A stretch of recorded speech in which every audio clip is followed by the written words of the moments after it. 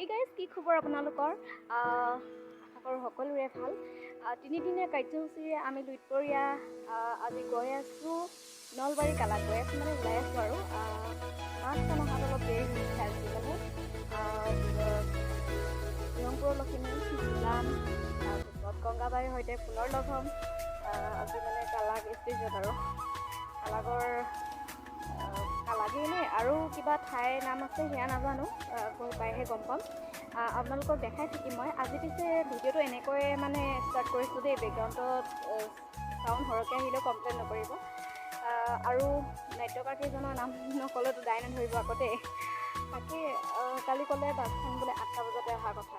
কিন্তু বাছখন ৰৈ আছে এতিয়ালৈকে অহা নাই মানে দেখি আছোঁ বাছ ৰৈ আছে ৰ'ব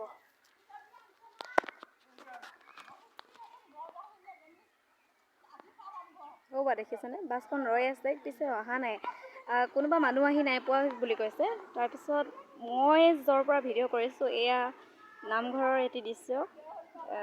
প্ৰভুৰ ওচৰত থিয় হৈয়ে মানে আজি এইটো বাৰ্তা দিছোঁ যে তিনিদিনীয়া কাৰ্যসূচীৰে আজি নলবাৰী কালাগলৈ আমি আহি আছোঁ লুইতপৰীয়া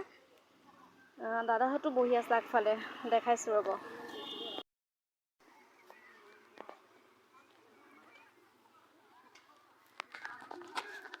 বহি বহি একেবাৰে আমনি পাইছে আৰু ময়ো আমনি পাইছোঁ বহুত দেৰি হ'ল বেগ চেগ উলিয়াই থৈছোঁ এইফালে চাওকচোন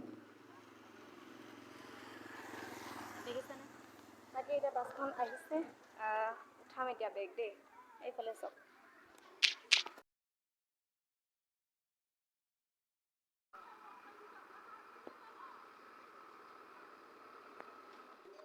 মোৰ আগৰ শ্বৰ্টছ ভিডিঅ'টিত খুৰীহঁতৰ ঘৰলৈ সোমাই যোৱা নামঘৰৰ বুলি দেখাইছিলোঁ পিছে নামঘৰটোৰ নাম শ্যাম মন্দিৰ বুলিয়ে কৈছিলোঁ পিছে এইটো বংশীগোপাল নামঘৰ আকৌ দেই আজি ক্লিয়াৰ কৰি দিলোঁ এই আমি 8টা বজাৰ বাছ ধৰিছোঁ চাওকচোন 10টা বজাত দেখিছেনে আৰু ৰ'ব লগা হ'ল কাৰ কাৰণে জানেনে এইটোৰ কাৰণে হাঁহি দে